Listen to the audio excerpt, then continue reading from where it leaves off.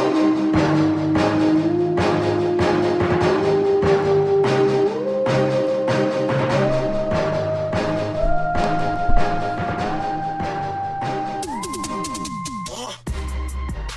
right, folks, I'm back with another episode of the Red and White Podcast. This is a little bit different format. I think we'll try to do a little bit shorter. This is the fans' reaction to the game. And there's a lot of good comments and thoughts and points, and I want to share those, make sure everybody kind of understands how we're all feeling, because I think for the most part everybody's in the same mental state. My big takeaway is, when's the last time a state team, or any team really, gave up 4 turnovers, a blocked punt, a blocked field goal, and still won? I mean, State found a way to win a bad game that they really dominated early. I mean, the first half and the start of the third quarter, I think that's the team, that's the potential we have. That's the team we all know is there. I think that's the talent is there. They have to get out of their own way. We know they're not perfect, but I think they're damn good. So there's some concerns. I mean, I think everybody's kind of can see that, can kind of understand what the weaknesses are, where the areas of concern are. Personally, I'm still not happy with the red zone play calling, and maybe an end of game play calling as well. They seem to take the proverbial foot off the throttle. And, when you're in the red zone, I think for State, they need to keep the pressure on, especially in the 20 to 10 yard range. I don't know why they get so run happy. Maybe it's being conservative. I'm not sure, but they seem to make calls that are outside of the regular game flow. I mean, they march down the field with throwing to your big wide receivers, throwing to your guys that are making plays, and they get to the red zone and it's like run. And I think that's really frustrating. I think you got to give your guys a chance to make plays, and I'd love to know why they do that. I love to know the theories behind that and what the coaches are thinking, because I know a lot of people on the outside, myself included, are not happy with it, not happy with that performance, that they think that there's maybe more there. I think we all believe that they can score more, but they just seem to change the philosophy when they get down there, and I'm not sure why that is. I mean, you have a 6'7" tight end and a 6'3" receiver that nobody can guard, and a 6'5" receiver that can play, and then you have the talent, you have the height, you have the advantages, and they seem to just go back to the run. I'm not sure. I don't understand, but it's a concern, and I think it's something to watch going forward. Ryan Finley was a bit of a roller coaster. He made some bad throws, but he made some really good ones, like some deep ball throws that I don't think we've seen him throw yet this year or connect with this year. The Harmon touchdown, I think it was in the third quarter. I mean, that was beautiful. He dropped it right in on him, right in the corner. I mean, it was just a really good throw. I feel like Finley does better when he's on the move. To be honest, he does fine standing in the pocket, but he's really good when he's outside the pocket and he's trying to make some plays. He keeps his head up and he just makes some great throws on the run. He did it really well in this BC game. Offensive line played really well for the most part. BC's got a very senior laden and aggressive front line. I mean, I thought the offensive line handled them well. We had nearly 200-yard rushers. I mean, Gillespie got 110 or whatever it was, and Person had 95, 96. And I mean, that's impressive against that defense. I thought that was really a really good performance. Offensive line has been just fantastic, and they're making everything flow. The other point I wanted to point out, Dustin and I talked about it preseason in the early podcast episode. Rarely do you lose 2 seniors at a position and get better, but Jermaine Pratt is that good at the linebacker spot. I mean, you lose two seniors who's played basically 4 years each, and I think it's a net upgrade, even when you're starting a freshman or redshirt freshman beside him. He's that good, and he was making plays, and he was a menace. And I think Pro Football Focus made him he put them on their national team of the week, which grades out at a 91.5 or something, and that's no small feat, man. He can play, and he'll be playing on Sundays for sure. Some other points from people getting into the tweets and reactions. Rob Schramm, Dave Doeren is 33-4 when leading at halftime, and that is, that's pretty good. But man, they tested that this week. I tried to categorize some of these reactions because it was hard to. There's so many good ones that it was hard to. It would have been jumping all over the place. But trying to put them all together, I'll read through some of them and react to them. James Curl, why must nothing be easy? All of these are style of the game related. I think this might be my favorite point of all. Kevin Farrell, no way we spend the bye week thinking how good we are, and that's a good thing. I think that's great. I mean, Clemson comes out and thumps Wake Forest, just beat the mess out of them. And, Pack played well and won, but they didn't look great. And I think the coaches can harp on that they need to be better, need to be sharper. 4 turnovers, blocked field goal blocked, punt blocked for a TD, and we won. State teams in the past would have lost. Michael Varnadore? Yeah, I agree. I think that's the difference. Jay hard to beat. This game should have been 45-17 at least. State was doing everything in its power to hand BC in the game. Luckily, we won. Yeah, I agree. It was. It was a very dominant performance early on, and it felt like they could have just crushed them. But, again, luckily to hang on. It was different. We won in spite of ourselves. I agree, Ryan. Special teams were special. Wallace, yes. I think that we'll talk about that a little bit more. And Kevin G. D looks super duper. Special teams needs to simplify. Confused by the offense. Yeah, we talked about the offense, but special teams, there's been a lot of comments about the special teams. And, people are like, why is, they need a special teams coach. They need to, Faulkner needs to be doing something else. I couldn't disagree with that more. You don't hire a dedicated special teams coach. It's a group effort, because I'm not sure you have a dedicated coach when 90% of the time your guys who are playing special teams are repping offense and defense during practice. So I don't think that. I think there's something there to that. Like, it's a group effort. They haven't been good, so I think they need to be some reevaluation there. But it is definitely a group effort, and there's some issues for sure. Wolfpack 81, great teachable moment for Doeren in what was a no-contest game. Yeah, exactly. Perception of the program. I think this is a theme we've talked about a lot. I think this is something that, to me, is the most interesting point in watching this program grow. This team is capable. This is from David Stanford. This team's capable of putting up 50 points easy. Defense can be pretty good. Turnovers and special teams kept this from being a perfect moment for the program. Perception of the program not able to completely change with games like this. Yeah, I agree. And this is emphasized in the SI article that came out. And they said, hey, this team's good, but they nearly gave up this game. We don't know what they have yet. Now, if State comes out and thumps BC, it's 28-3. They don't take off. They don't make mistakes. This game's, 45-10, and it's a blowout, and everybody's like, holy cow, this team can play.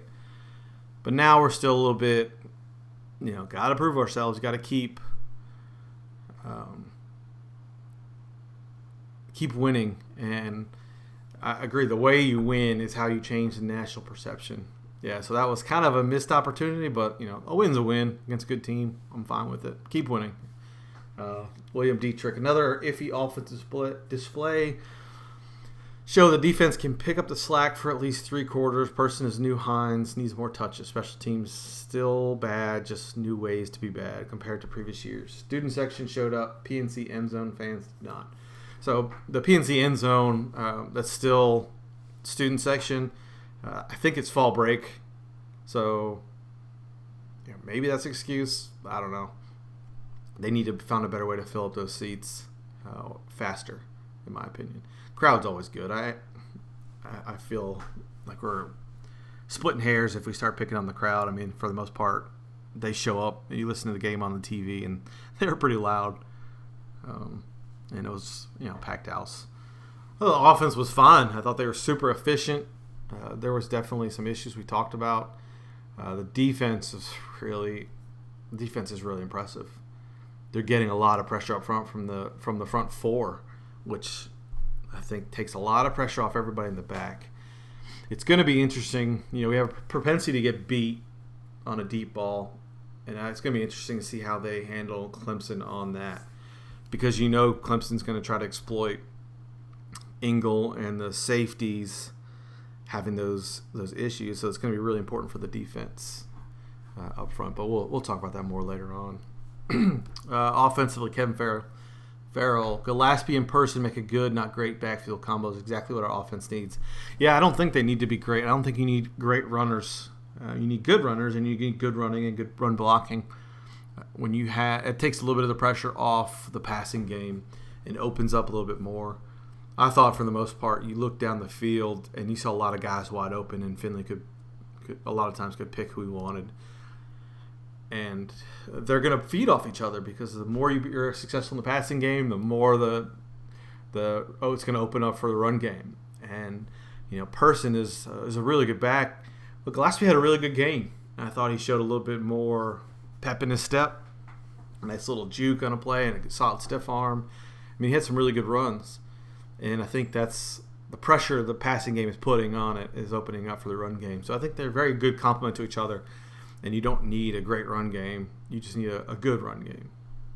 I might be in the minority on that one, but I think with the balance they should have, which is 60-40, 70-30 passing, you just need to be good enough running the ball. And they were. I mean, they were when they needed to. The red zone run game is still my biggest concern. Defense, Brian Boyette. Ugly win, but we'll take it. Defense was huge today. Stood strong on all those turnovers. Yeah, I couldn't believe block field goal, interception near in the red zone, and they only gave up 3 points in that first half, in the first basically 2.5 quarters. That was really good. I mean, the defense is really showing up. And I think it's an athletic upgrade across the board, and I think that's what we're seeing. We're seeing better athletes, better players, and that's a testament to the recruiting. Taylor Francis, 2 weeks in a row, we dominate 3 quarters and give up most of it back with a lazy fourth. We won't be ahead enough against Clemson, Syracuse, or FSU, to survive that. This team can be special. Past state teams lose today's game. We have to play a full game. Yeah, I agree. I mean, I think we've all talked about it. Everybody sees the same thing. This team is good. They just have to they're going to keep getting better. And they have to keep getting better. Because you're right, we won't be up big in those games. And so you got to play a full game. You got to be focused the whole time. Now, I wonder how much of that is, a little bit, maybe more rotation in those games. Getting more players in later in the games. I'm not sure. I would have to look at the snap charts, which is something I don't want to do. So we're just going to speculate there. Doug, the Wolfpack guy. Florida State is getting better at an accelerated pace. Glad we have 2 weeks to rest our horses and hopefully work out some of those mental errors. If we are able to beat Clemson, it's still not a cakewalk. Get your damn minds right. Yeah, Pitt beating Syracuse really helps. If Syracuse is theoretically our most challenging game left on the table, they've already lost one. Florida State is getting better. I mean, they end up blowing that game, but they have a lot of talent. Florida State. So they're, in theory, they should get better, but they're still a bit of a mess. I'm not chalking up that game as an easy W because none of the league games are, and I don't think anybody anywhere should do that. But yeah, I mean, I think they're getting better. Some hot takes here. Jack Martin. Dorn was completely outcoached in the second half. If the referees blow the whistle on the BC's fumble for forward progress, BC probably wins that game. Dorn needs to get his teams to put games away and achieve what it states are his goals for the program. Yeah, I mean, I'm not going to say he was outcoached. Players make plays, right? I think that's it. There was a couple, questionable instances. The block punt, they said, we thought they were going to have the return on. But A.J. Cole's going to get that ball off faster. I mean, I don't know what's up with A.J. Cole, but he's not had a great year. His punts aren't getting the hang time, and you're starting to see a little bit of that. He's taking a little bit longer getting those kicks off, and made him pay, man. They blocked it for a touchdown. But is that on the coaches or A.J. Cole? I mean, he's a senior. He should know better. And he should be better by now. And I think that's something is not great there, Something's off. I think Dorn, I don't think he was out-coached, though. I would disagree with that. I think that's a little bit of a jump to make that conclusion.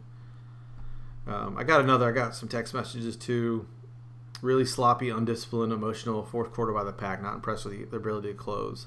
Yeah, we got to close. We got to stay aggressive. I think I saw it on, I don't know who said on Twitter, but it was the curse of the Amato era was playing not to lose, kind of playing soft. I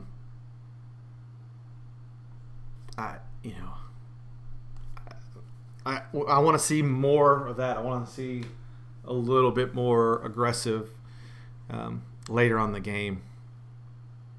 But I don't know.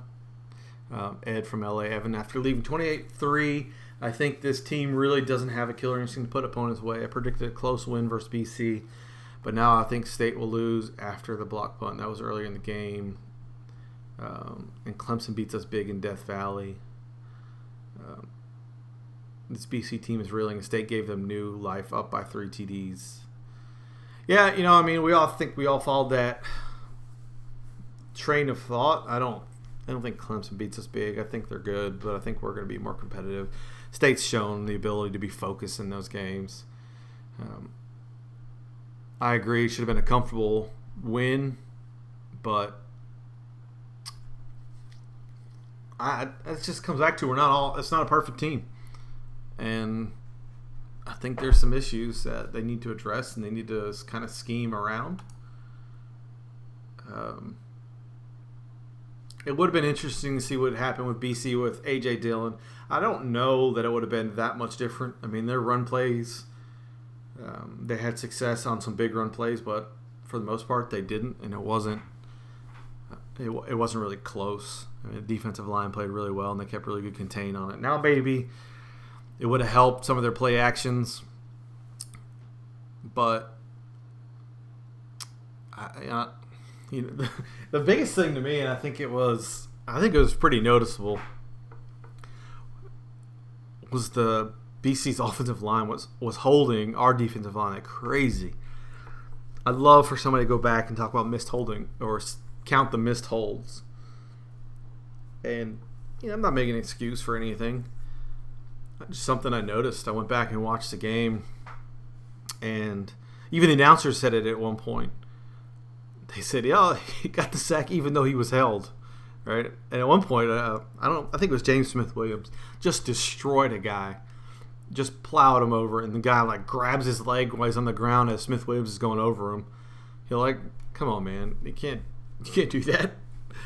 They got held, and I think that's a sign of how aggressive the defensive line is, and how good what kind of impact they're having. Yeah, so I think there's that. Now on the hype train, we're going to the playoffs. Steven Johnson, I've said it all year. Pack can go. They can do it. They're good enough. People are starting to believe. I like it. I'm not sure if he was being sarcastic there or not, but I'm taking it. BL Pack 90. Pack finds a way. This team could be special. I agree. There's some issues, but they're good. They're really good. And then Matt Kinney's the point to wrap it all up. 5-0 is all that matters. Yep, that's it. That's the best way to say it. Not a perfect game, but a win. And I'm happy for it. I'll take it. Hopefully this, it's supposed to be shorter format, but I think I got a lot of comments this week. This 20-minute format. Hopefully this plays well and everybody likes it. I'm going to try to do them a little bit shorter, and maybe try to get them out Sunday if the family will let me. But for the most part, I like it. I think this is good. I appreciate everybody's comments and thoughts and points and opinions. It helps me keep this going. And we'll have more later in the week. And then we'll talk Clemson next week sometime, since we have the bye this week. But as always, thanks for listening. Go Pack.